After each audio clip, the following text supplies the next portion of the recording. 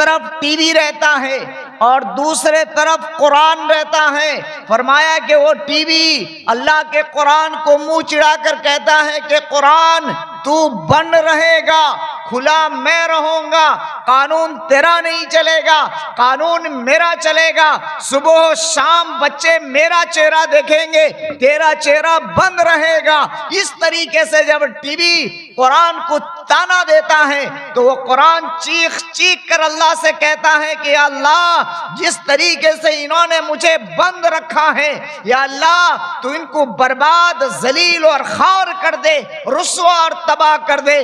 بتاؤ جو قوم اس قرآن کی بے حرمتی کرتی ہو، جو قوم اس قرآن کو بالائے طاق پر رکھتی ہو، جو قوم قرآن کو پسے پوش ڈال دی ہو، جو قوم قرآن پڑھنا نہ جانتی ہو، جو قوم قرآن سے وابستہ نہ رکھتی ہو، بتاؤ تو صحیح کہ اللہ اس قرآن کو، اللہ اس امت کو اور اس قوم کو کیسے عزت دے گا؟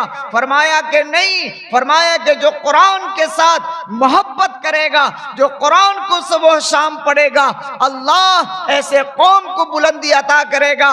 لیکن اللہ کے نبی نے کیا فرمایا؟ لا یبقى من القرآن الا رسم.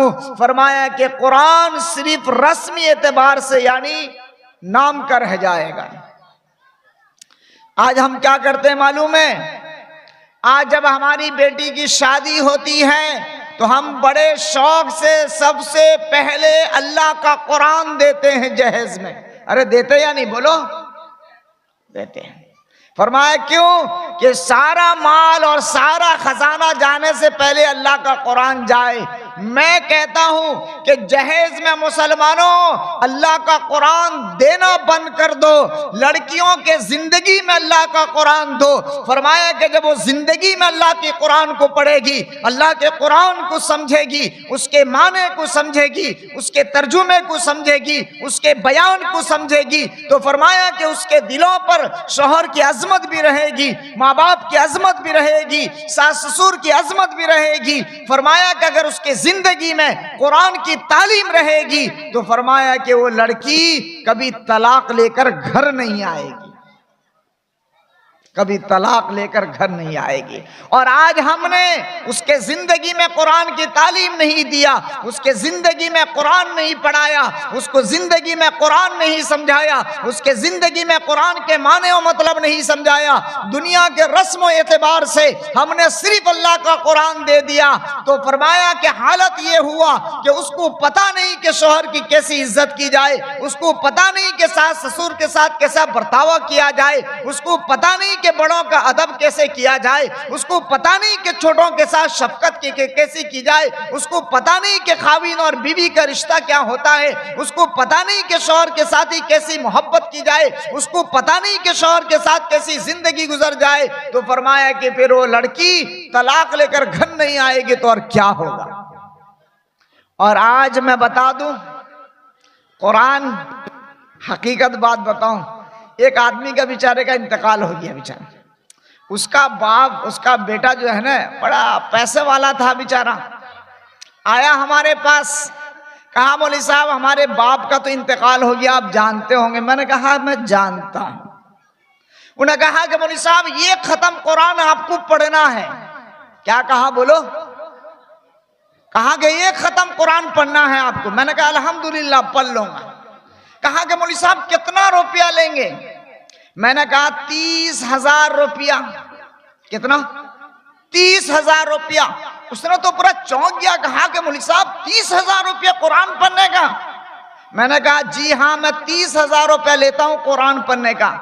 کہا مولوی صاحب اتنا پیسہ کیسے دیں گے؟ تو میں نے کہا چلو اگر 30,000 روپیہ نہیں دے سکتے تو کم از کم ایک کام کر دو. کہا کہ کیا بات ہے بتاؤ. میں نے کہا کہ باپ کا جو زمینی حصہ ہے اس میں میرا بھی حصہ لگا دو. کیا کہا؟ جو باپ کا زمینی حصہ ہے اس میں میرا وراثت میں حصہ لگا دو. اس نے کہا مولوی صاحب یہ کیسے ہو سکتا ہے؟ میں نے کہا تم پیسہ بھی نہیں دے سکتے، حصہ بھی نہیں دے سکتے. میں نے کہا تو تم تو چلاک نکلے، بدوا ہم نکلے.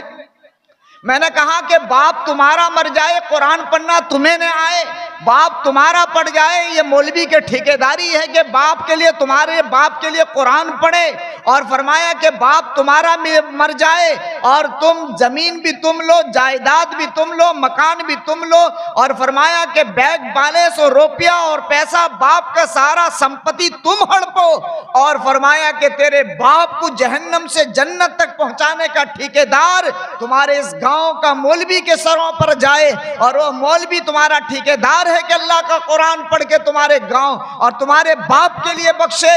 فرمایا کہ یہ ہوا، آج ہم نے دولت کے بلبوتے پر ہم نے یہ سوچا کہ مدرسہ ہمارے زکاتوں سے، ہمارے صدقوں سے، ہمارے عطیاؤں سے چلتا ہے۔ مسلمانوں، یہ غلط فہمی تم نکال دو۔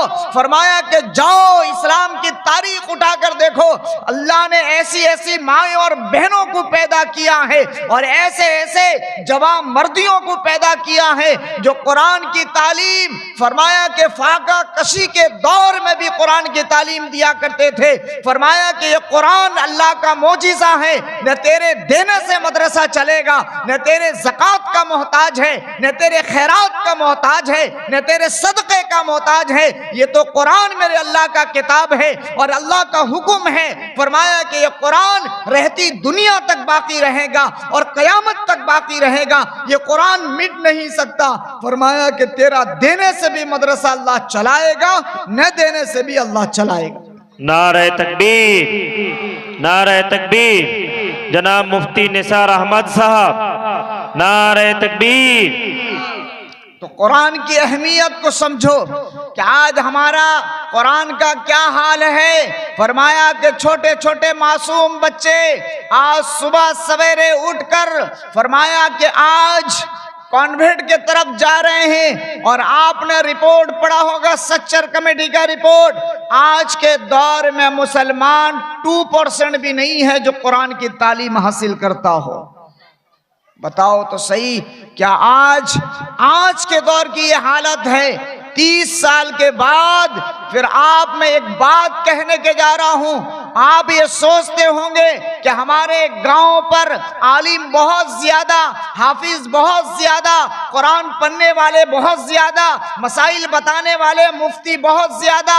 یاد رکھنا، ایک بات میں کہتے کے جا رہا ہوں، اگر آج کے ابھی کے دور میں اگر تم نے ان علماء کی قدر نہیں کی، ان حفاظ کو اپنے سینوں سے نہیں لگایا اور قرآن کریم کے پڑھنے والوں سے محبت نہیں کیا، آپ یقین جانیے ایک ایسا دور بھی آئے گا، ایسا دور بھی آئے گا جو آپ نے دیکھے ہوں گے، ہندوستان کے اندر ایک ایسا قانون لایا جا رہا ہے کہ 14 سال تک آپ اپنے بچے کو دھرم کی کتابیں نہیں پڑھا سکتے، اسلام کی تعلیم نہیں دے سکتے۔ مسلمانوں، اگر آج آپ نے علماء کی قدر نہیں کی، ان حفاظ کی قدر نہیں کی اور ان مدارس کی قدر نہیں کی، فرمایا کہ مدرسہ والوں کی قدر نہیں کی، آج سے 10 اور 20 سال کے بعد ہمارے اور آپ کے علاقے میں پھر ایک بھی علماء نظر نہیں آئیں گے، ایک بھی حفاظ حافظ قرآن نظر نہیں آئے گا، تو پھر ہمارے بچے یہودیوں کے گود میں بیٹھیں گے، نصرانی بنیں گے، یہودی بنیں گے،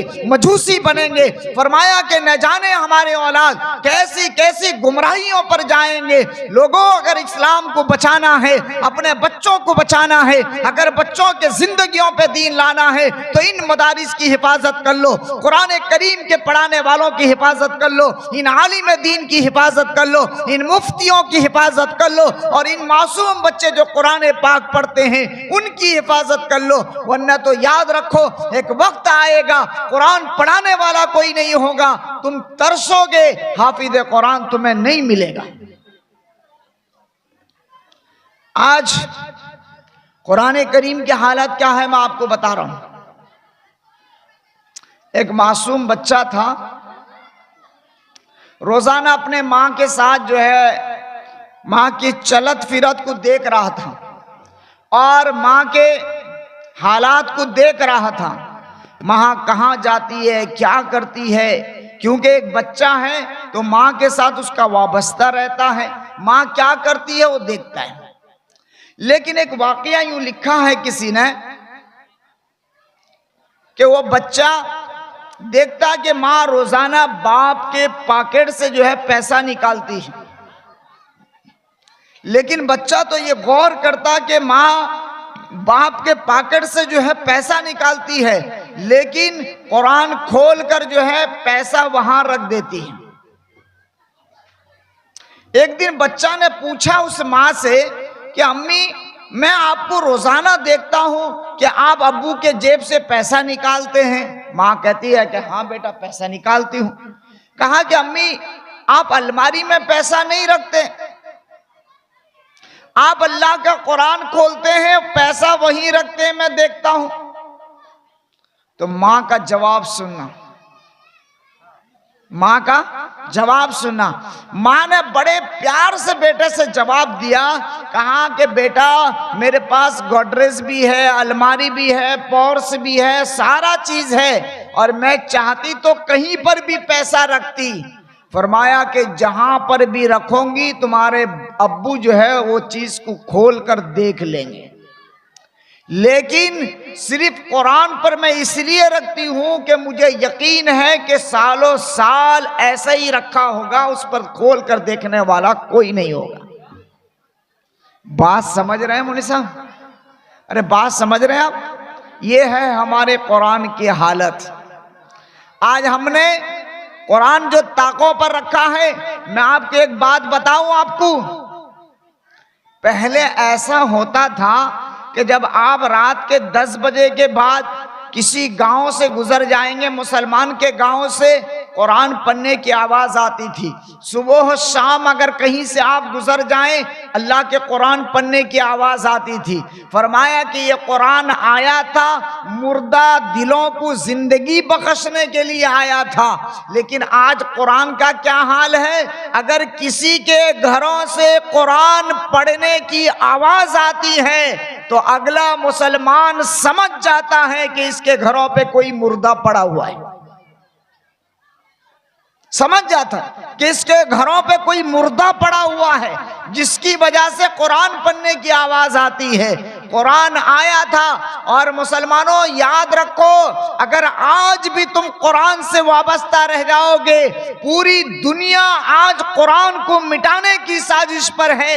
پوری دنیا یہ چاہتی ہے کہ اللہ کا قرآن مٹ جائے، پوری دنیا یہ چاہتی ہے کہ قرآن پڑھنے والا مٹ جائے، پوری دنیا یہ چاہتی ہے مدارس مٹ جائے، پوری دنیا یہ چاہتی ہے اسلام مٹ جائے، پوری دنیا یہ چاہتی ہے اسلام کا نام لینے والا مٹ جائے، پوری دنیا یہ چاہتی ہے کہ اسلام کا علم بردار مر جائے۔ فرمایا کہ پوری دنیا یہ چاہتی ہے کہ اسلام کا نام و نشان باقی نہ رہ جائے۔ فرمایا کہ جاؤ دنیا کو بتا دو، ارے اللہ کے قرآن کو اپنے ہاتھوں پہ لو، اللہ کے قرآن کو اپنے زندگیوں سے وابستہ رکھ کر پوری دنیا کو بتا دو کہ مسلمان قرآن سے الگ نہیں ہو سکتا، مسلمان اسلام سے الگ نہیں ہو سکتا، مسلمان قرآن کے تعلیم سے الگ نہیں ہو سکتا، مسلمان اسلام کے قانون سے الگ نہیں ہو سکتا، مسلمان اپنی آخری سانس تک اسی قرآن سے کل بھی محبت کیا تھا اور آج بھی محبت کرتا ہے اور کل بھی قرآن سے محبت کرے گا۔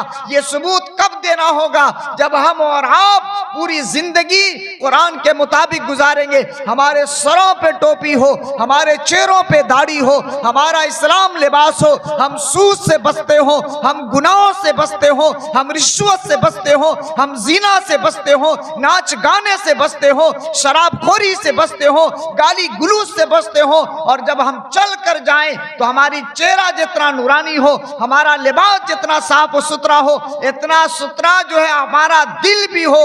ہم یہ سوچیں کہ ہم اسلام کے ماننے والے، محمد رسول اللہ کے ماننے والے، قرآن کے ماننے والے، ہماری ذات سے کسی انسان کو تکلیف نہ ہو، ہماری ذات سے کسی انسان کو تکلیف نہ ہو۔ فرمایا کہ ایسا بن کر زندگی گزارو کہ تمہاری اخلاق سے غیر سبق حاصل کرے، غیر سبق حاصل کرے۔ لیکن آج بڑے افسوس کے ساتھ یہ کہنا پڑتا ہے۔ ایک بات میں آپ کو پوچھوں، ایک بات آپ بتائیے، کبھی آپ نے دیکھا ہے کہ کوئی غیر مسلم قرآن پڑھتا ہے؟ ارے بولیے، ارے بولو، پڑھتا ہے؟ بولو، نہیں پڑھتا۔ کوئی یہودی قرآن پڑھتے ہوئے آپ دیکھیں صبح و شام قرآن کی تلاوت یہودی کر رہا ہے؟ ارے بولو، نہیں کر رہا۔ کوئی عیسائی اللہ کا قرآن پڑھتا ہے؟ ارے بولو، نہیں۔ اور ایمانداری بات بتاؤ، صبح شام مسلمان بھی قرآن پڑھتا ہے؟ ایمانداری بل بتاؤ، صبح شام؟ مولوی صاحب ایک بات بتا دیں آپ کو، اور یہ مسلمان اذان سن کر جتنا دیر میں مسجد جاتا ہے اتنا جلدی مسجد کے باہر نکلتا ہے. بات سمجھ میں آ رہی ہے نہیں؟ جتنا دیر سے جائے گا اور اس کی جماعت چھوٹ جائے تو کوئی اعتراض نہیں ہے، لیکن مولوی صاحب کا 1 منٹ اور 1 سیکنڈ لیٹ نہیں ہونا چاہیے. بات سمجھ میں آ رہی ہے نا؟ اس کی جماعت چھوٹ جائے کوئی حرج نہیں ہے، لیکن امام کا 1 سیکنڈ اور 1 منٹ لیٹ نہیں ہونا چاہیے. اور اس کے نماز کا یہ حالت ہے کہ نماز پڑھ کے تورن ایسے آتا ہے جیسے خدا کے گھروں سے کوئی اس کو بھگا دیا ہو. اور جاؤ دیکھ لو مسجدوں پر، فرمایا کہ جاؤ مسلمانوں مسجدوں کا حال دیکھ لو کہ مسجدوں کے طاقوں پہ قرآن پر قرآن رکھا ہوا ہے. کسی کا باپ مر جاتا ہے تو قرآن دے جاتا ہے، اور کسی کا بھائی مرتا جا کے قرآن رکھ دیتا ہے. طاقوں پہ طاقے رکھے ہوئے قرآن ہے. نہ نمازی کو توفیق ہوتا اللہ کا قرآن پڑھے، نہ حاجیوں کو توفیق ہوتا اللہ کا قرآن پڑھے، نہ دینداروں کو توفیق ہوتا اللہ کا قرآن پڑھے. ہم مسجد جتنی دیر سے جاتے ہیں اتنی جلدی بھاگ کر آتے ہیں. ہمیں تو وقت نہیں کہ اللہ کے گھروں پہ بیٹھ کے بھی اللہ کا قرآن پڑھ سکیں. کیا حالت بنا دیا ہم نے اللہ کا قرآن، اور صرف قرآن قسم کھانے کے لیے آ گیا. اور آج کی بات بتاؤ، کسی نے بہت اچھی بات کہی تھی کہ اب کے دور میں شراب پی کر لوگ سچائی بیان کرتے ہیں. اب کے دور میں شراب پی کر سچ بولا جاتا ہے، اور اب کے دور میں مسجد کے دروازے پر ہاتھوں پہ قرآن رکھ کر بھی جھوٹ بولا جاتا ہے. بات سمجھ میں آ رہی ہے نہیں؟ مسلمان قسم قرآن کا اٹھا کر بھی جھوٹ بولتا ہے. قرآن آیا تھا کس لیے اور ہم نے بنا دیا کس لیے؟ یہ بات سوچنا اور سمجھنا پڑے گا. ہمارا ماحول کیا ہے میں آپ کو بتاؤں. جب ہمارا بچہ وہ میٹرک کا پریکھا دیتا ہے نا، باپ کیا کہتا ہے معلوم ہے؟ باپ کہتا ہے بیٹا اگر اول پوزیشن جسے کہتا ہے فرسٹ ڈویژن، فرسٹ اگر تو آ گیا تو میں تجھے بہترین موبائل دوں گا، بہترین موبائل.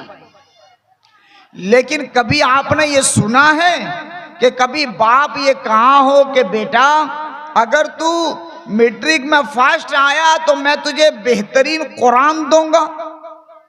بولو، کبھی کوئی باپ کہتا ہے کہ میں تجھے بہترین قرآن دوں گا؟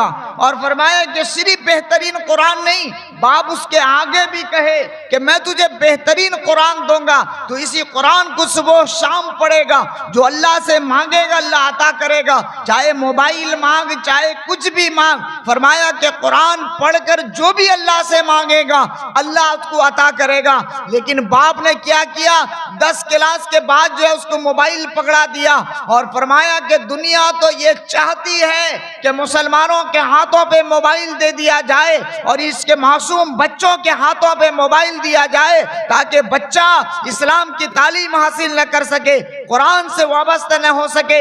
ہمارے جوانوں کے ہاتھوں پہ موبائل پکڑا دیا جائے تاکہ ہمارا جوان صبح و شام اسی انٹرنیٹ کے چکروں پہ پھنسا رہے، اور ہمارے جوانوں کے ہاتھوں پہ موبائل دے دیا جائے تاکہ ہمارا جوان اسی ننگے کے ناچ میں اور گانے اور بجانے میں مبتلا رہے، دنیا کی آگے ترقی نہ کر سکے، اسلام کی تاریخ نہ پڑھ سکے، قرآن کی تاریخ نہ پڑھ سکے. آج دنیا کی یہ سازش ہے کہ ہمارے جوانوں کے ہاتھوں پہ موبائل دے دیا جائے تاکہ میرا جوان ترقی نہ کر سکے، میرا جوان روزگار نہ کر سکے، میرا جوان اپنی باپ کی قدر نہ کر سکے.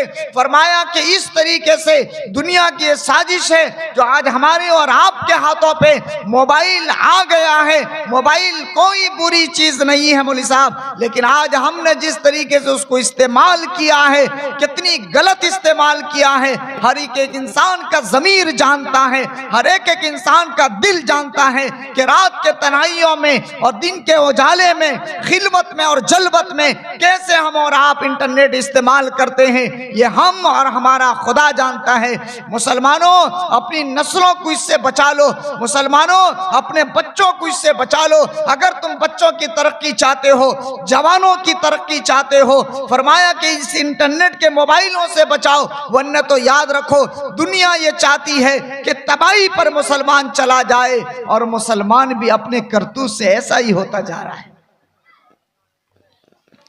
اور فرمایا اللہ کے نبی نے کیا فرمایا؟ لا یبقى من القرآن الا رسم، فرمایا کہ قرآن صرف نام و نشان، یعنی قرآن مٹ جائے گا، صرف نام کا قرآن رہ جائے گا۔ لیکن آج قرآن کا کیا حالت ہے ہم اور آپ جانتے ہیں۔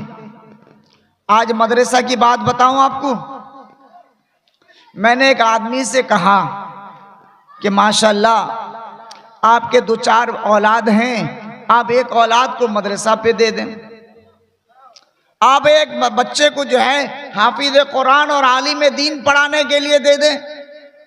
تو اس آدمی نے کیا کہا مولوی صاحب کہ نہیں الحمدللہ میں تو کما کے کھا کے اپنے بچے کو پال لیتا ہوں، میں یہ نہیں چاہتا کہ میرا بچہ مدرسہ میں جائے، قرآن پڑھے، زکوٰۃ اور خیرات کھائے۔ یہ کہتا کون؟ مسلمان۔ ہمارے اور آپ کے ذہنوں پہ یہ بات بیٹھ گیا کہ مدرسہ میں صرف غریب کا بچہ پڑھتا ہے۔ مسلمانوں یہ بات اپنے ذہنوں سے نکال دو، اور ایک بات میں آپ کو کہہ دے کے جا رہا ہوں، اور میرے جانے کے بعد آپ سوچئے گا کہ مولوی صاحب نے یہ بات کیوں کہی اور کیوں کہی۔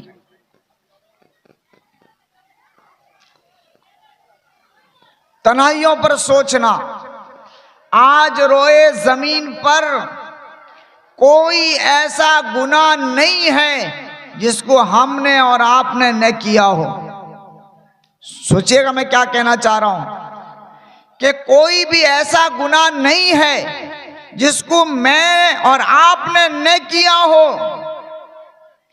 آپ اس مدرسہ میں جو معصوم بچے اللہ کا قرآن پڑھتے ہیں، آپ اس کو ایسے ہی حقارت کی نظر سے دیکھتے ہیں۔ میں ایک بات آپ کو بتا کے جا رہا ہوں، فرمایا کہ رات کے اندھیریوں میں آپ گاؤں کا چکر لگا کر دیکھ لیں، ایسے ایسے گناہوں پر ہمارا جوان اور ہمارا مسلمان مبتلا ہے۔ آپ یقین جانیے یہ دھرتی چیخ چیخ کر اللہ سے کہہ رہا ہے کہ اللہ تو مجھے اجازت دے کہ میں پھٹ جاؤں اور اس کو زمین کے اندر دبوچ لوں اور دھسا لوں۔ فرمایا کہ انسان شراب بھی پی رہا ہے، زنا بھی کر رہا ہے، فرمایا کہ آج ناچ اور گانوں کے اندر مبتلا ہے، فرمایا کہ ساری گناہ کر رہا ہے، لیکن اللہ کا غصہ بڑے جلال میں آتا ہے، اللہ بڑے جلال میں آتا ہے۔ اللہ یہ فیصلہ کرنا چاہتا ہے کہ زمین پر دھسا کر مار دوں، یا آسمانوں سے پتھر کی بارش کر دوں، یا آنکھ کی بارش کر دوں، لیکن جب اللہ غصے اور جلال میں آتا ہے،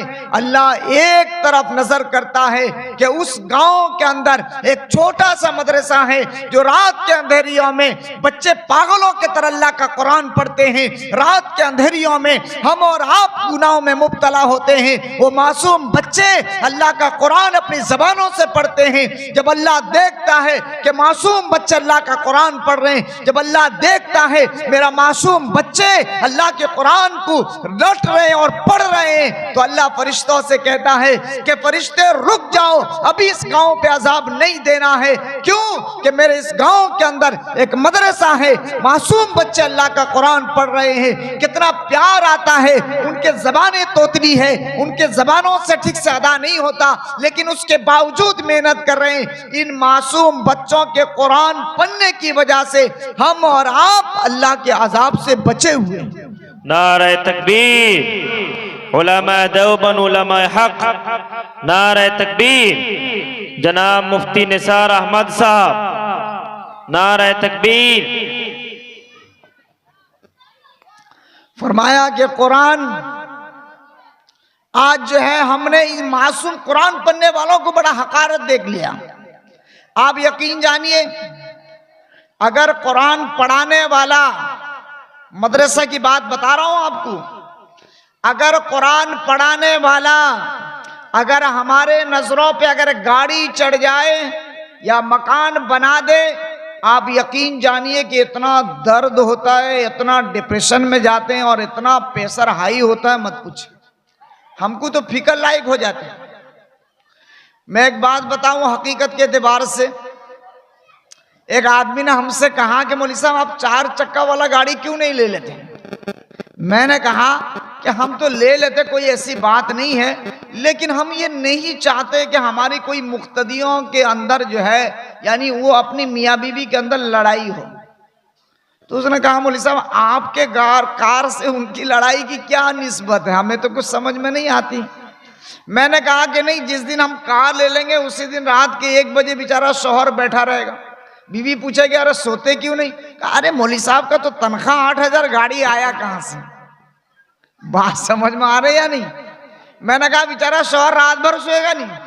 کہا وہ بیٹھا رہے گا۔ اور بیوی کہے گا ارے سوتے نہیں رات کا 1 بجے ابھی؟ تو کیا کہے گا؟ ارے 8,000 روپے درما 8 لاکھ کا گاڑی آیا کہاں سے؟ تو میں نے کہا کہ میں چاہتا ہی نہیں کہ کسی میاں بیوی کی جھگڑا لڑائی ہو۔ تو میں نے کہا بھائی وہ بھی خوش ہنسی سے سوئے، ہم بھی زندگی ٹھکر ٹھاکر ہو کے گزارے۔ مولوی صاحب یہ حالت بنا لیا ہم نے قرآن پڑھنے والوں کا۔ فرمایا کہ آج ہمارے نظروں میں قرآن پڑھنے والا سماج میں سب سے غریب انسان ہوتا ہے، اور یاد رکھنا اللہ کے نبی کا فرمان ہے قرآن پڑھنے والا کبھی بھوکا نہیں مرتا۔ ایک آدمی نے مجھ سے کہا کہ مولوی صاحب اس کا مطلب کیا ہے؟ یہ قرآن پڑھنے والا ایک آدمی، حقیقت بات بتا رہا ہوں، ایک آدمی نے ہم سے سوال کیا کہ مولوی صاحب ہمیں سمجھ میں نہیں آتا کہ قرآن پڑھنے والا اتنا ٹھاٹ باڑ سے کیوں رہتا ہے۔ میں نے کہا کہ نہیں یہ آپ لوگوں کو سمجھنی چاہیے۔ میں نے کہا کہ جب آپ لوگ اللہ کے قرآن پڑھنے والوں سے جب محبت نہیں کرتے ہیں، جب ان کو ہدیہ نہیں دیتے، رقم نہیں دیتے اور پیسہ نہیں دیتے ہیں اور کچھ مطلب جو ہے ہدیہ نہیں دیتے ہیں، تو فرمایا کہ پھر اللہ تعالیٰ کیا کرتا ہے؟ آپ کو یقین جانے اگر کسی کا باپ بیمار ہوگا نا، اگر کسی کا باپ بیمار ہوگا، کوئی بیٹا جاتا ہے کہتا ہے مولوی صاحب 1000 روپیہ رکھ لیجئے دعا کر دیجئے گا، ارے بولو کوئی کہتا ہے؟ ارے بولتے نہیں، کوئی بیٹا جائے گا نہیں کہنے کے لیے، وہ جانتا ہے باپ لڑک جائے گا، زمین جگہ سب میرا۔ بات سمجھ رہے ہیں یا نہیں؟ لیکن اچھا ایک بات ہے کہ اگر مولوی صاحب کو ہم نے پیسہ دیا نہیں، صرف گئے اور کہہ دیا کہ مولوی صاحب دعا کر دیجئے ابو بیمار ہیں، وہ کیوں دعا کرے گا؟ اسے جو پتا ہے کہ اگر میں دعا کروں یہ ٹھیک اگر ہو جائے گا تو 1 روپیہ ملے گا ہی نہیں، لیکن اگر وہ مر گیا 3 دن کے فاتحہ پہ ملے گا، 10ویں پر ملے گا، 40واں پر ملے گا، 1 قرآن ختم پڑھنے پر ملے گا، اور فرمایا کہ نہ جانے کتنا 1000 ملے گا۔ اب بتاؤ تو صحیح، ہم اور آپ جب تجارت کرتے ہیں نفع کے لیے کرتے ہیں یا نہیں؟ بولو، ارے بولو، جہاں پر 2 روپیہ ہمیں نفع ہوگا ہم وہیں پر تجارت کرتے ہیں۔ پھر عالم کو بھی سے پیسے کی ضرورت ہے یا نہیں؟ تم نے جندے میں نہ دیا تو اللہ مار کے بھی دلوائے گا۔ بات سمجھ میں آ رہی ہے نہیں آپ لوگوں؟ آپ نے اگر زندگی میں قدر نہ کیا تو اللہ مار کے بھی دلوائے گا۔ یہ بات سوچنے اور سمجھنے والی بات ہے۔ تو آج یہ وقت ہے اپنے علماء سے محبت کرو۔ مطلب میں یہ نہیں کہہ رہا ہوں کہ آپ جو ہے ہدیہ نہ دیں، مرنے کا انتظار کریں۔ میں نے اپنے آنکھوں سے یہ بھی دیکھا ہے۔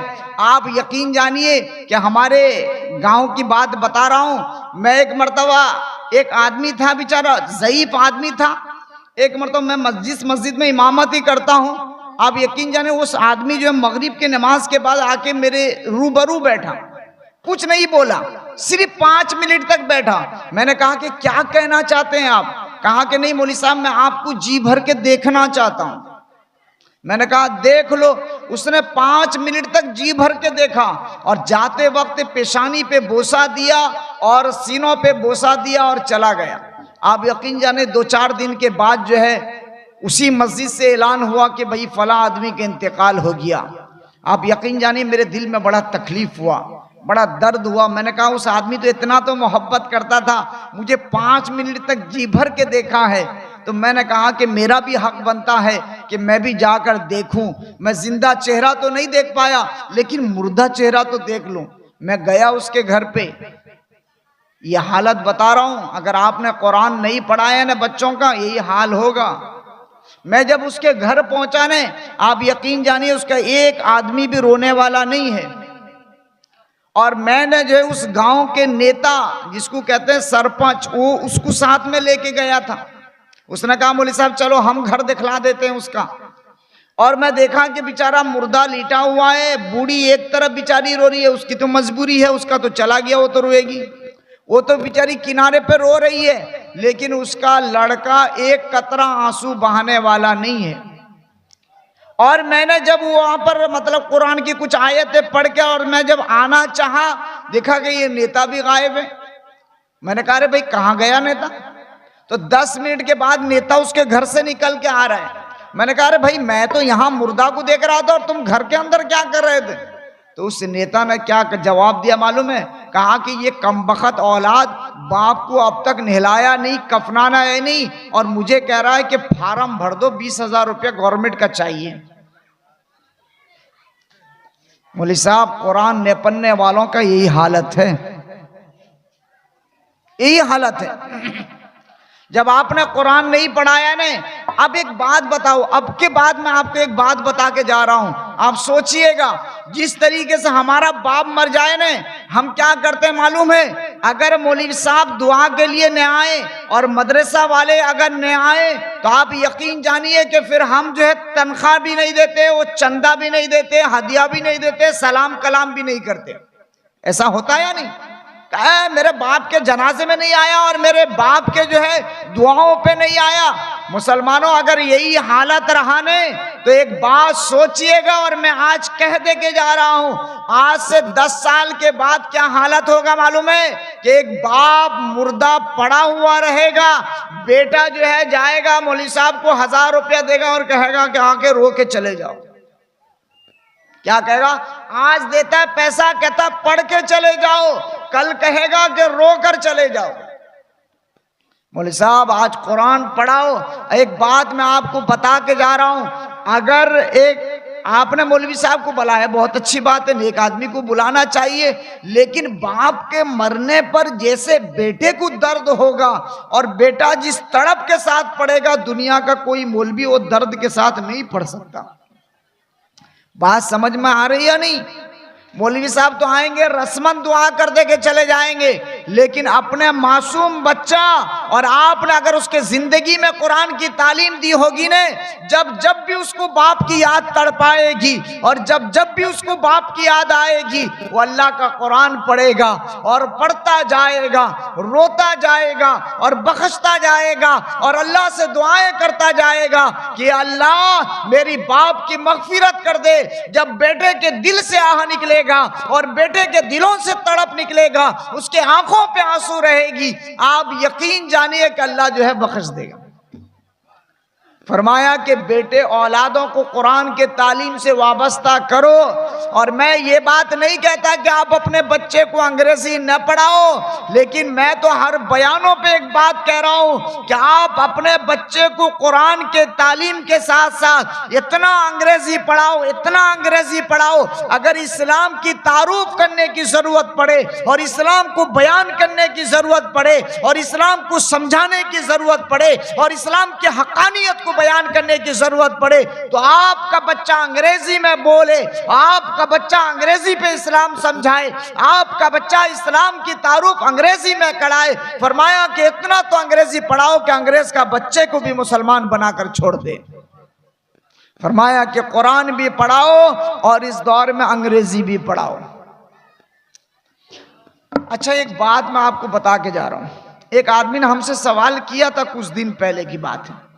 کہا کہ مولوی صاحب ہم مدرسہ کو اتنا چندہ دیتے ہیں، مدرسہ ہمیں کیا دیتے ہیں؟ یہ بات ہمارے اور آپ کے ذہن پہ ہے یا نہیں؟ ارے بولتے نہیں ہے یا نہیں؟ ارے ہم تو مدرسہ کو چندہ دیتے ہیں، چاہے زکوٰۃ ہو، خیرات ہو، صدقہ ہو، عطیہ ہو، لیکن مدرسہ ہمیں کیا دیتے ہیں؟ یہ سوال آپ کے ذہنوں پہ ہے یا نہیں؟ ارے بولو ہے. اس کا جواب سنو گے؟ میں آپ کو بتا رہا ہوں. آپ ٹھنڈے دماغ سے سوچئے گا مولوی صاحب، اس کا جواب ہر آدمی سوال کرتے ہیں کہ مولوی صاحب مدرسہ کو ہم نے تو دے دیا، مدرسہ ہمیں کیا دیا؟ آپ کا اتنا بڑا گاؤں ہے بھگوان پور، نہ جانے کتنا اسکول، کتنا کالج، کتنا یونیورسٹیاں ہوگی. ایمانداری بات بتاؤ، آپ نے کبھی اسکول والوں کو چندہ دیا؟ بولو، ارے بولو، نہیں دیا. آپ یونیورسٹی والوں کو چندہ دیتے ہیں؟ کالج والے کو چندہ دیتے ہیں؟ نہیں دیتے ہیں. چندہ کہاں دیتے ہیں؟ مدرسہ پہ دیتے ہیں. اور آپ کا سوال ہے کہ مدرسہ پہ دیتے ہیں، مدرسہ ہمیں کیا دیتا ہے؟ میں آپ کو بتا رہا ہوں کہ مدرسہ کیا دیتا ہے. آپ کے گاؤں پہ یونیورسٹی، کالج، نہ جانے کتنی کتنی بڑی بڑی یونیورسٹیاں ہیں، لیکن آج تک آپ کو ایک ڈاکٹر بھی نہیں دے سکا، آپ کو ایک ڈاکٹر بھی نہیں دے سکا، آپ کو ایک اچھا وکیل بھی نہیں دے سکا، آپ کو ایک جج بھی نہیں دے سکا، اور آپ کو ایک کلکٹر بھی نہیں دے سکا. لیکن جو مدرسہ کو آپ سب سے زیادہ حقیر دیکھتے ہیں، فرمایا کہ وہ مدرسہ آپ کو ایک عالم دیتا ہے. اور عالم اس لیے دیتا ہے کہ جب آپ کا باپ مر جائے تو کم از کم مغفرت کے لیے جنازہ پڑھانے کے لیے ایک عالم دین آپ کے گاؤں پہ دیتا ہے. اور اس سے بڑی بات کیا ہوتا؟ بتاؤ تو صحیح. جس مدرسہ کو ہم حقارت کی نظر سے دیکھتے ہیں، وہ مدرسہ اتنا عالم اور حافظ دے دیتا ہے کہ ہمارے مرنے کے بعد بھی یہ حافظ اور عالم کھڑے رہتے ہیں کام کرنے کے لیے، ہے یا؟ لیکن آج تک دیکھ لو، بڑے بڑے ڈاکٹر خانے میں، ہسپتال میں جاؤ، ایک بھی مسلمان ڈاکٹر تمہیں نظر نہیں آئیں گے، کلکٹر نظر نہیں آئیں گے، جج نظر نہیں آئیں گے، لیکن مولوی ہر جگہ نظر آئے گا جو آپ کے باپ کے ہاتھ اٹھانے کے لیے کام آئے گا. اور تیسرا حدیث کا ٹکڑا میں آپ حضرات کے سامنے بیان کر دے کے جا رہا ہوں. 2 جملہ میں نے کہہ دیا. تیسرا، پہلا، لا یبقى من الاسلام الا اسم، فرمایا کہ اسلام مٹ جائے گا، اس کا نام و نشان دنیا میں نہیں رہے گا، پھر نام کا مسلمان رہ جائے گا. اور دوسرا حدیث کا ٹکڑا، لا یبقى من القرآن الا رسم، فرمایا کہ قرآن رسم یعنی قرآن مٹ جائے گا، صرف رسمن قرآن رہ جائے گا. 2 ہو گیا. اور تیسرا جملہ اللہ کے نبی نے کیا فرمایا؟ لا مساجدہم عامرۃ وہی خراب من الہدی. تیسرا جملہ اللہ کے نبی نے فرمایا کہ مسجد علی شان بنائی جائے گی، لیکن مسجد نمازیوں سے خالی رہے گی. آخری حدیث سن کر جائیں، مساجدہم عامرۃ وہی خراب من الہدی، فرمایا کہ آخری دور آئے گا، قرب قیامت کا دور ہوگا. فرمایا کہ مسجد علی شان بنائی جائے گی، مسجدوں سے نمازیں خالی رہیں گے. آج دیکھ لو مسجدوں کا حال. آج مسلمانوں کے مسجدوں کا حال ہے کہ کوئی مسجد لاکھوں نہیں بلکہ کروڑوں سے خالی نہیں ہے. اور مسجد جو بن رہا ہے وہ کمپٹیشن پہ بن رہا ہے. مسجد جو ہے وہ کمپٹیشن پہ بن رہا ہے. مسجد کہ اگر اس نے 50 لاکھ روپے کا مسجد بنایا تو ہمارے گاؤں پہ 60 لاکھ کی مسجدیں ہونی چاہیے.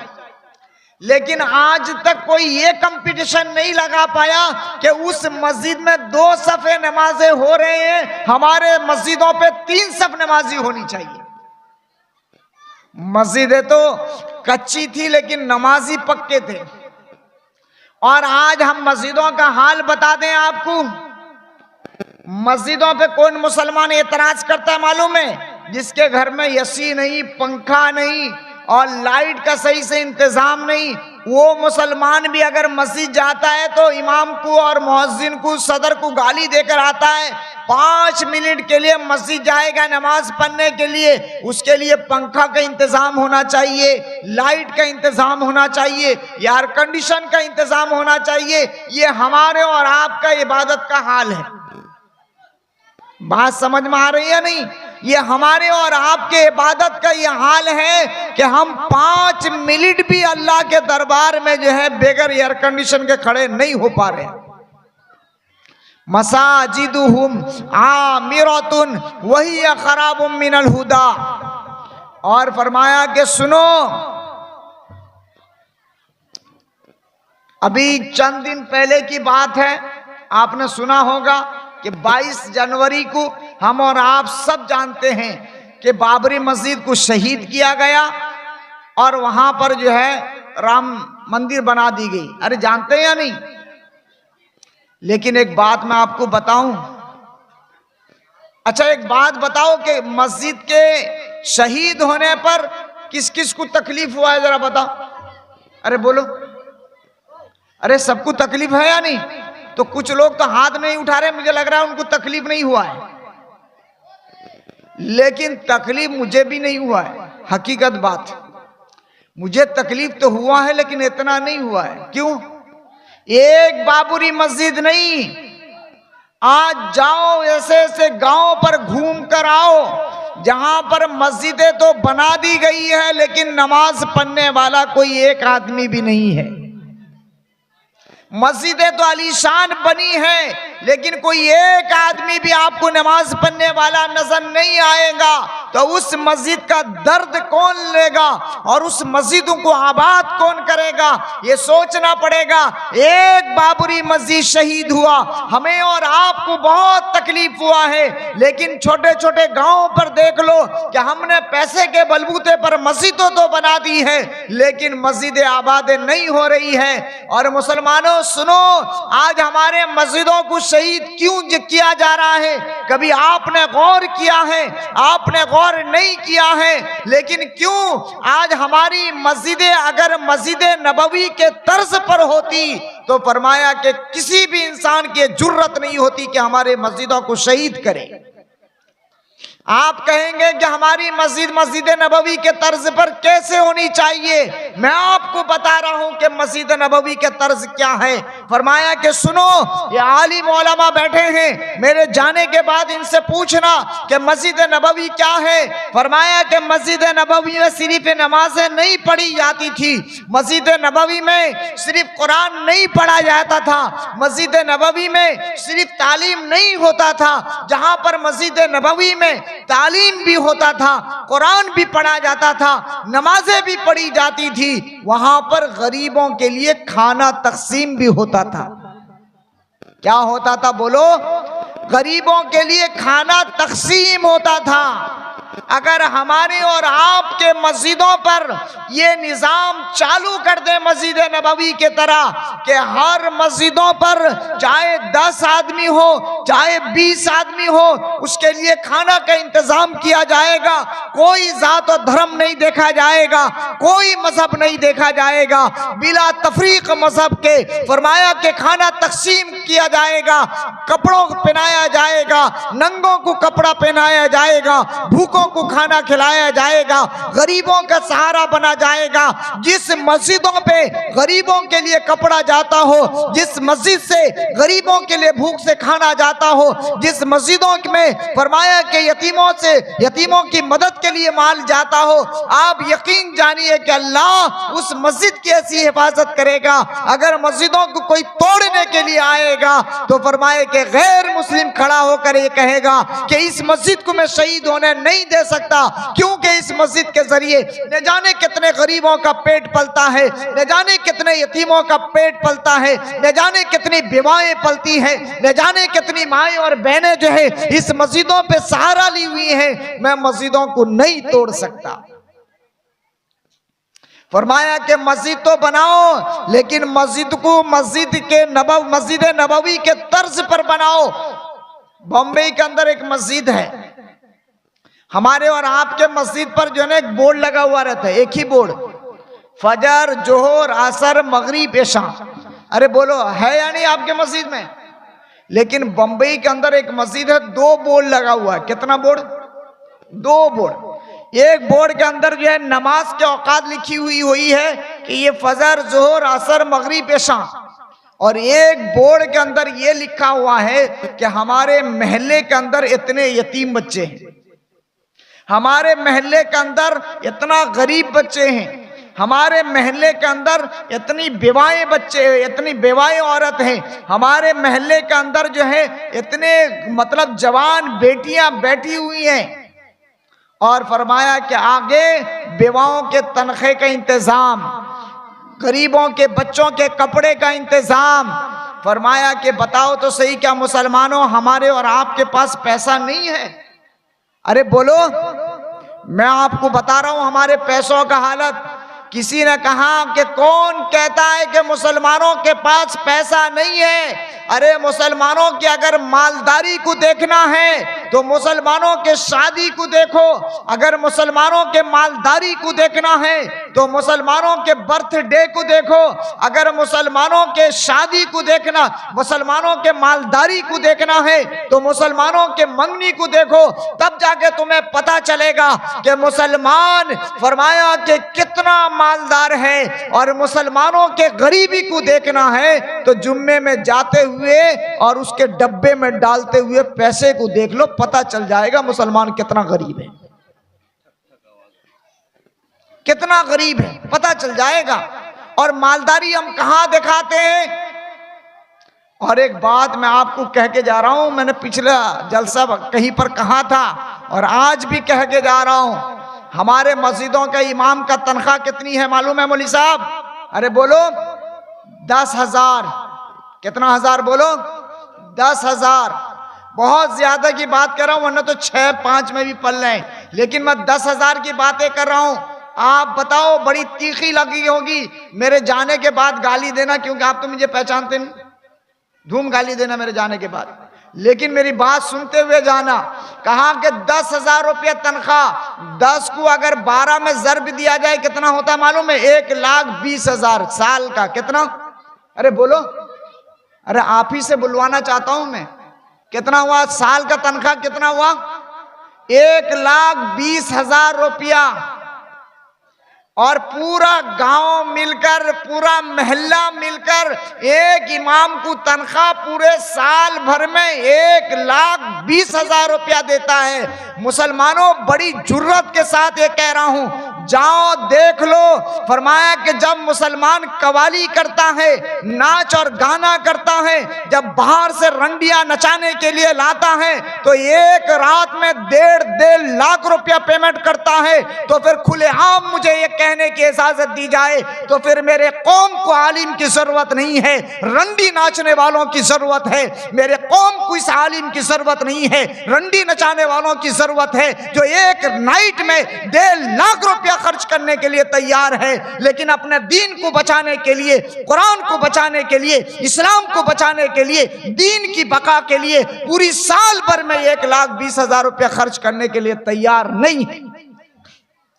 اور اگر مولوی صاحب اگر کہہ دیں کہ تنخواہ بڑھا دی جائے تو ہم یہ کھلے عام کہتے ہیں کہ مولوی صاحب کہیں اور دیکھ لیا جائے. مسلمانوں یاد رکھ لو، آج جو ہمارے اور آپ پر ظلم ہو رہا ہے، میں تو یہ کہہ رہا ہوں کہ دلی کے سنسد میں بیٹھنے والا اور دلی کے پارلیمنٹ میں بیٹھنے والا اور اس حکومت کو چلانے والا اتنا ظالم نہیں ہے جتنا ظالم اس مسجد کا صدر اور ذمہ دار ہے.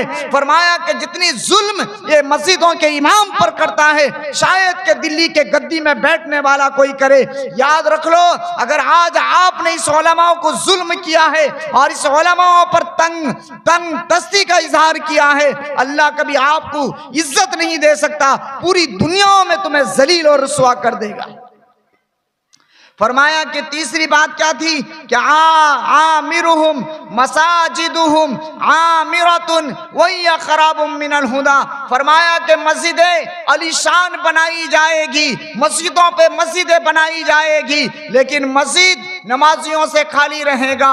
فرمایا کہ مسجد کا نام صرف سنگ مرمر میں بنا دینے کا نام مسجد نہیں ہے، مسجد کو علی شان لائٹ میں چمکا دینے کا نام مسجدیں نہیں ہے، مسجدوں پہ سنگ مرمر ڈال دینے کا نام مسجدیں نہیں ہے. فرمایا کہ نمازی تو ایسا ہو، فرمایا کہ بلا تفریق، دلوں پہ کوئی نفرت نہ ہو، دل صاف و شفاف ہو، اللہ کی محبت پہ اللہ کے گھروں پہ داخل ہو جائے اور ایک سب میں کھڑا ہو جائے. اور فرمایا کہ کیا دوست کیا دشمن، فرمایا سب اللہ کے سامنے جھک جائیں، ہر ایک آدمی مسجدوں کو آباد کرنے والا بن جائے. تو فرمایا کہ پھر کسی انسان کی یہ طاقت اور ہمت نہیں ہوگی کہ وہ آپ کے مسجدوں کو آنکھ اٹھا کر دیکھے. کسی نے کہا ہے نا کہ کسی نے بہت خوب کہا ہے کہ تو غازی بن جا، جیت نہ پائے کوئی تجھ سے ایسا، تو غازی جیت نہ کوئی پائے تجھ سے ایسا، تو بازی بن جا۔ توڑنے والے خود بنائیں گے مسجدیں اپنی، شرط یہ ہے کہ پہلے تو سچا نمازی بن جا۔ آج ہمیں اور آپ کو دکھ کس بات کی ہے؟ ایک بابری مسجد شہید ہوئی ہے، اس بات کا ہمیں اور آپ کو دکھ ہے، لیکن کتنی مسجد ایسی ہیں جو آج مسجدوں کے امام سسک رہے ہیں، کتنی مسجد ایسی ہیں، مسجد تو خوبصورت بنا دیا ہے، مسجدوں پہ نماز پڑھنے والا کوئی نہیں ہے۔ فرمایا کہ کتنی مسجد ایسی ہے کہ مسجد کروڑوں روپے کا مسجد ہے، لیکن آج اس کو آباد کرنے والا کوئی نہیں ہے۔ تو میں آپ کو یہ پیغام دینا چاہ رہا ہوں اور آپ کو یہ بات کہنے کے جا رہا ہوں کہ آپ جس طریقے سے مسجدیں بنائیے ضرور بنائیے، لیکن مسجد کے اندر ایک ایسا نظام چلائیے کہ مسجد کے اندر ہمارے بچے قرآن کی تعلیم بھی پائیں، مسجد کے اندر ہمارے جوان نماز بھی پڑھیں، مسجد کے اندر اسی بیواؤں کے تنخواہ کا انتظام ہو، یتیم کے کپڑوں کا انتظام ہو، اور یتیم کا جو ہے کھانے کا انتظام ہو، بھوکوں کے لیے کھانا کا انتظام ہو۔ فرمایا کہ یہ اسلام کی پہچان ہے، مسلمانوں تمہاری یہ پہچان تھی کہ تم بھوکوں کو کھانا کھلایا کرتے تھے، یتیموں کو کھانا کھلایا کرتے تھے، بیواؤں کو کھانا کھلایا کرتے تھے، غریب کے سروں پہ دوپٹہ دیا کرتے تھے، لیکن آج اللہ نے کیا دولت تمہیں دے دی ہے۔ میں آپ کو ایک بات بڑی جرات کے ساتھ کہہ رہا ہوں کہ اللہ نے مجھے اور آپ کو دولت دی ہے، اس دولت کا کتنا غلط استعمال ہم یہ کرتے ہیں کہ آج تک ہم اس دولت سے غریبوں کا تو پیٹ نہ بھر سکے، یتیموں کا تو سہارا نہ بن سکے، لیکن اسی دولت کے بلبوتے پر ہم نے نہ جانے کتنے غریبوں کو نچایا، نہ جانے کتنی مائیں اور بہنوں کو نچایا، نہ جانے اسی دولت سے مائیں اور بہنوں کی عزتیں لوٹی، نہ جانے اس یہ مال کے ذریعے ہم نے کتنوں پر ظلم کیا ہے۔ لوگوں مسجد کو مسجد نبوی کے طرز پر بناؤ، ایسا طرز بناؤ کہ ہمارے مسجدوں سے ایسا کھانا انتظام ہو، چاہے وہ یہودی ہو، چاہے نصرانی ہو، چاہے مسلم ہو، چاہے غیر مسلم ہو، کسی مذہب کا ماننے والا، کسی مذہب سے تعلق رکھنے والا ہو، ہر ایک انسان کا پیٹ ہمارے اور آپ کے مسجد سے اگر بھر جائے تو آپ یقین جانیے کہ ہمارے مسجدوں کو کوئی نہیں توڑ سکتا۔ میں نے آپ کو 3 باتیں کہی۔ نمبر 1 فرمایا کہ لا یبقى من الاسلام الا اسم، فرمایا کہ اسلام مٹ جائے گا، صرف نام کا مسلمان رہ جائے گا۔ دوسرا میں نے کہا لا یبقى من القرآن الا رسم، فرمایا کہ قرآن مٹ جائے گا، فرمایا کہ صرف رسمن رہ جائے گا۔ اور تیسری بات میں نے یہ کہی کہ مساجدہم عامرۃ وہی خراب من الہدی، فرمایا کہ مسجد علی شان بنائی جائے گی لیکن مسجد نمازیوں سے خالی رہے گی۔ میں آپ کو ایک بات کہہ دے کے جا رہا ہوں کہ الحمدللہ ہم نے جو مسجدیں بنائی ہیں، آج مسجدوں کو صرف آباد کریں۔ یہ ہمارے اوپر فرض نہیں ہے کہ مولوی صاحب مولوی بن گئے تو وہی لوگ نماز پڑھیں گے۔ فرمایا کہ نہیں، چاہے عالم ہو غیر عالم ہو، چاہے مالدار ہو غریب ہو، چاہے فقیر ہو تنگ دستی ہو، فرمایا کہ نماز ہر حال میں ہر عاقل بالغ پر فرض ہے۔ فرمایا کہ مسلمانوں آج اپنے مسجد کی حفاظت خود کرو۔ جب وہ بیچارہ مؤذن اذان دے رہا تھا نا، حی علی الصلاۃ حی علی الفلاح، بیچارہ پاگل کی طرح چیخ رہا تھا، کوئی مسجدوں کو آباد کرنے والا نہیں تھا، کوئی بھی آباد کرنے والا نہیں تھا، لیکن اللہ کا ایک ایسا لاٹھی چلا جس کو ہم اور آپ کہہ رہے ہیں کورونا۔ فرمایا کہ ایسا دور آیا، فرمایا کہ جس کو 1 منٹ کی فرصت بھی نہیں تھی، وہ بھی گھروں پہ ہاتھ کے ہاتھ دھرا ہوا بیٹھا ہوا ہے، کوئی کام نہیں ہو رہا ہے۔ فرمایا کہ لاٹھی بھی کہہ رہے مسجد جاؤں گا نماز پڑھنے کے لیے۔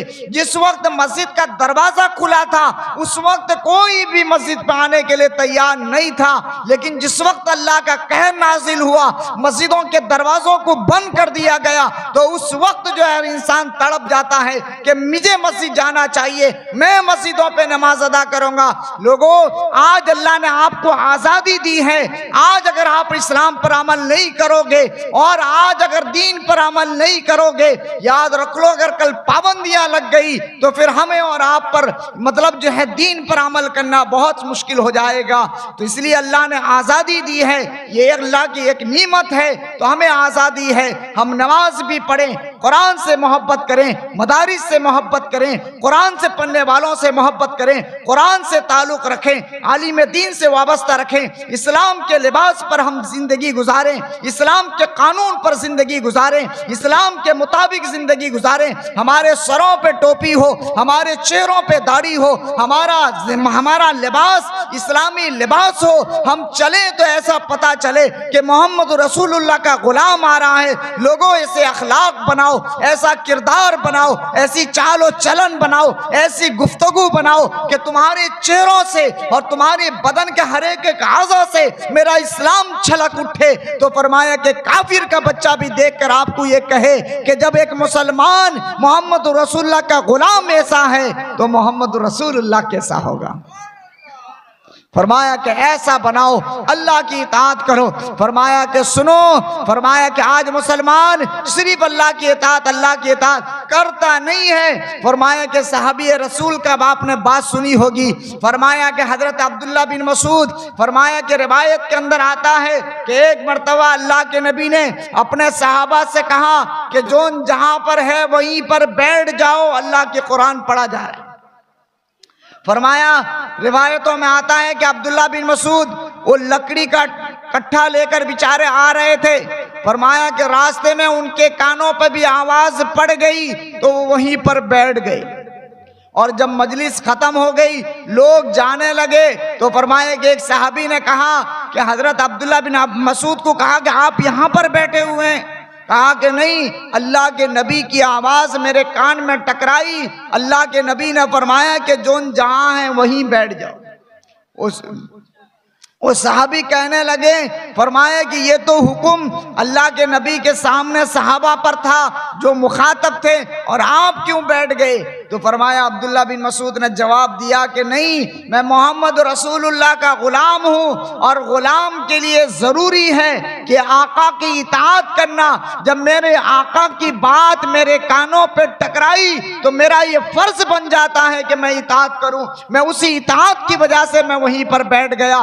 فرمایا کہ کوئی صحابی, اتنا بڑا صحابی عبداللہ بن مسعود, فرمایا کہ وہ نبی کی اطاعت میں سڑکوں پر بیٹھ جائے اور مسلمان صرف نام کا کہے کہ میں نبی کا دیوانہ ہوں, میں اسلام کا ماننے والا ہوں, اور سب سے زیادہ اسلام کی توحید مسلمان کرے, قرآن کی توحید مسلمان کرے, دین کی توحید مسلمان کرے. فرمایا کہ پھر کس بات کا اطاعت ہے؟ مسلمانوں, اللہ نے قرآن میں کہا یا ایھا الذین آمنوا ادخلوا فی السلم کافہ. مسلمانوں پورے کے پورے اسلام کے اندر داخل ہو جاؤ. دوغلا پن چھوڑ دو, منافقت والا چھوڑ دو, دو رنگ چھوڑ دو, ایک رنگ پہ ڈھک جاؤ. ایمان والے بن جاؤ, اسلام والے بن جاؤ, نبی والے بن جاؤ, محمد رسول اللہ کے غلام بن جاؤ. اگر آج تم محمد رسول اللہ کے غلام بن گئے, آپ یقین جانیے کہ پوری دنیا آپ کی غلامی پر اتر جائے گی, اور جس دن آپ محمد رسول اللہ کے غلامی کو چھوڑ دیں گے, اللہ آپ کو پوری دنیا کا غلام بنا دے گا. تو اس لیے جو ہے میں نے جو 3 باتیں کہی ہیں, اللہ تعالیٰ مجھے اور آپ کو بھی اس 3 باتوں پر عمل کرنے کی توفیق عطا فرمائے. وآخر دعوانا الحمد للہ رب العالمین.